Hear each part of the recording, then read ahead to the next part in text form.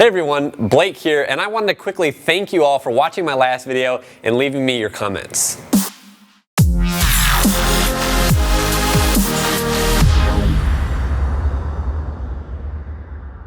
I got a lot of comments, and some of you even sent me emails and kind of filled up my email inbox, which is cool though because I love talking to you guys. So in case you missed the video that I uploaded 2 days ago, I talked a little bit about my new strength training program, Intelligent Strength, which is a strength training program that I put together specifically for people that have muscular imbalances, a history of injury, as well as postural issues.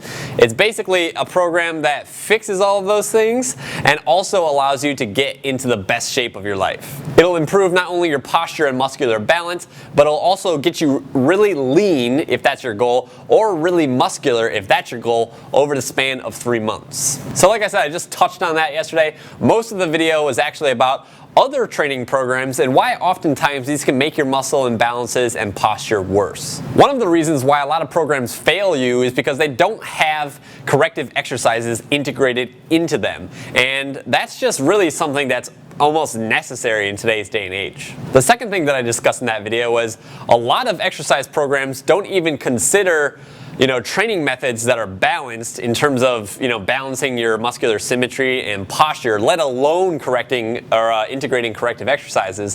So oftentimes, these programs can actually cause muscle imbalances in the first place in conjunction with ones that you might already have just from, sitting a lot. Today, I wanted to discuss the third reason why some of these programs can actually add dysfunction instead of taking it away. Like I said, I discussed 2, which I just made mention of. Today I'm going to be talking about the third reason. So the third biggest area where a lot of popular programs out there that you can get on Testosterone Nation, bodybuilding.com, or from social media people, the area where these programs typically fail and add a lot of dysfunction is they overemphasize too much bilateral exercises and they don't have enough unilateral exercises. Basically, they have too many exercises like barbell bench press that work both sides at a time and not enough exercises that just work one side at a time, which are the most conducive exercises to getting rid of muscular imbalance and strengthening the core, providing you with that deep,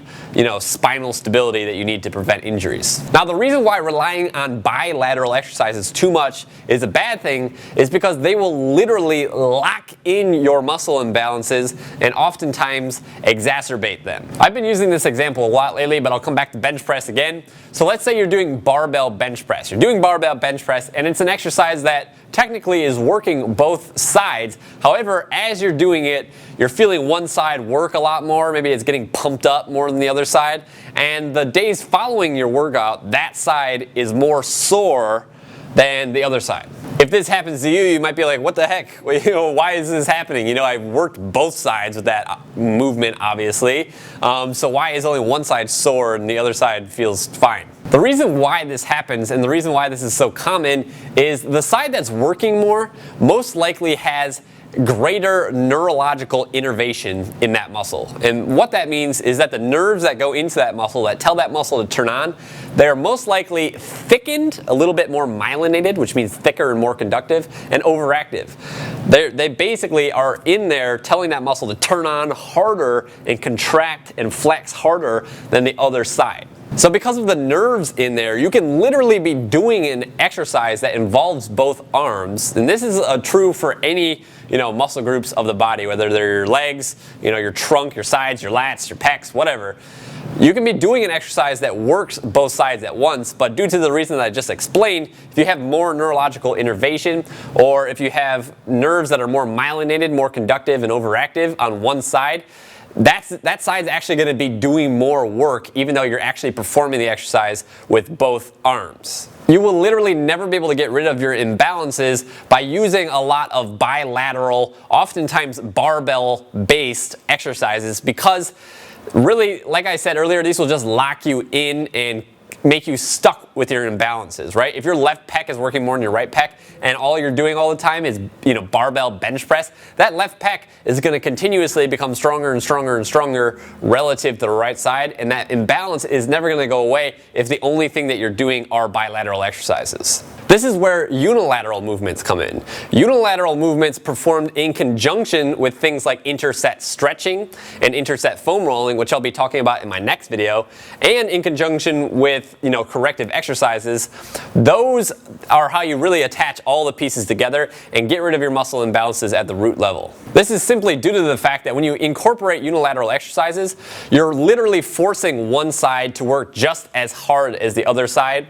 So you're not going to run into that issue as much when you're doing like barbell bench press, where one side can literally be dominating the movement. If you're working that arm totally independent of the other arm, and you're doing those other things that I talked about, integrating corrective exercises as well as interset foam rolling and stretching, which I'll talk about in my next video, that is really how you get to the bottom of your issues. So you might be thinking, can I just use dumbbells for this?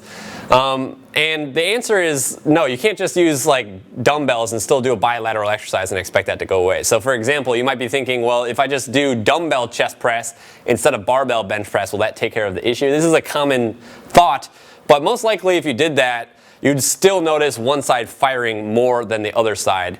Now, if you took that dumbbell and you transferred it over to one arm and you kept your core really braced and you just did presses with one arm, now that's a unilateral exercise, and now it's become much more conducive to evening out your pec musculature. What I want to do right now is show you two of my favorite unilateral exercises for the lower body, the legs. So if you experience a similar issue to what I just described in the chest, however, just with your legs, like let's say you're doing squats and you feel one leg working more than the other, then you can use these exercises as part of your routine.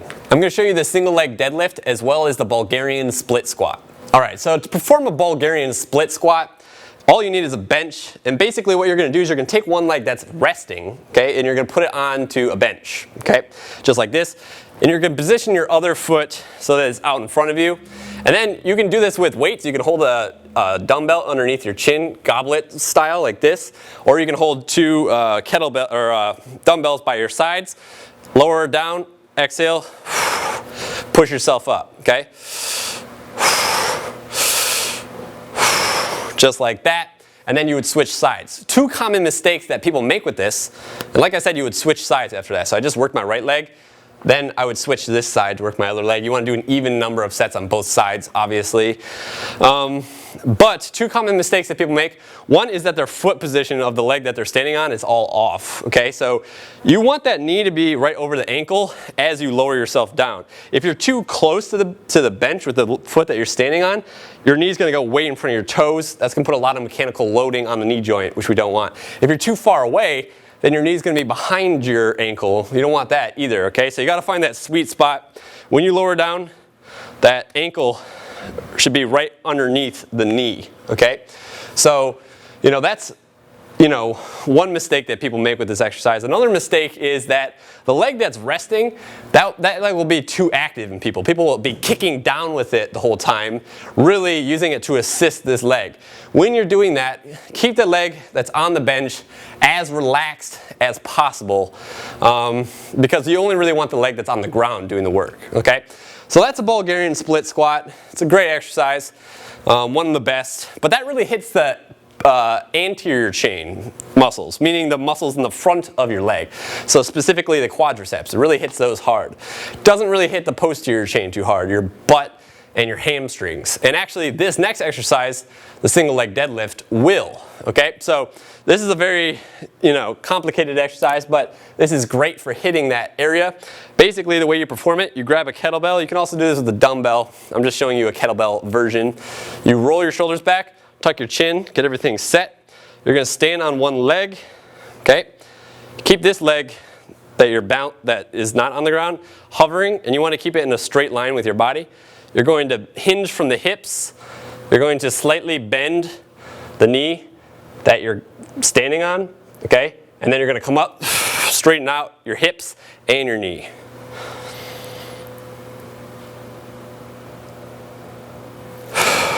Just like that. Okay? This exercise has insane benefits. It really hammers out muscle imbalances that you have in your legs and your deep core as well. It really stabilizes your deep core, stabilizes your ankle, and it really, really will rip up your hamstrings and your glutes. One common mistake that people often make with this, actually two common mistakes. One is that the leg that they're standing on, they'll keep it straight, too straight. They won't have any bend in it, okay? And you don't want to do that because in order to get your glutes to fire, which you definitely want to in this exercise, that knee has to be bent when you're going down, okay? You want it bent to about 10 to 15 degrees, and you only want to straighten it at the very top of the motion, and that's what's going to involve the glutes. And now a second thing that people oftentimes do wrong with single leg deadlift is they'll open up their body, right? So they'll go down like this. Their toes will point to the side, and their hips will open up and point to the side as well. You do not want to do that here either. You want to keep everything squared and facing down, straight down at the ground. That's the right way to do it, and that's where all the benefits are going to come from. If you allow yourself to open up, you're really, you can create additional imbalances that way, and you just can't do that. So if you have a hard time doing it with weight, just learn this movement pattern with body weight first. But there you have it. That was the Bulgarian split squat and the single leg deadlift. There you go. Properly integrate and perform those motions and make them a part of your leg training routine, and I promise you that you're going to start to feel positive, muscular changes occurring in your legs in a matter of weeks. Now, before I wrap up this video, just realize that you don't need a lot of equipment oftentimes to perform these lateral exercises. You can do many of them just in a regular gym with free weights or body weight. Stay tuned for my next video, which I'll be uploading 2 days from now. In that video, I'm going to be telling you a little secret use of a foam roller or stretching. It's not really a secret. I've made videos about it in the past, but I'm going to basically tell you one more technique that you can use when combined with unilateral exercises and corrective exercises. It'll really be the final piece of the puzzle that will totally allow you to bring muscular balance to your body and improve your posture for good. Like I said, stay tuned on that one. I'll be uploading it in 2 days. Be sure to leave me a comment down below and tell me what your favorite unilateral exercises are. I'd really like to hear from you guys. Just like last time, I enjoyed answering all your questions. So leave me a comment down below and I'll do my best to personally respond to it. I got a lot of messages last time, but I think I responded to all of them. I don't think any of you I missed. So yeah, leave me a comment down below and I'll respond. Other than that, I'll see you in 2 days.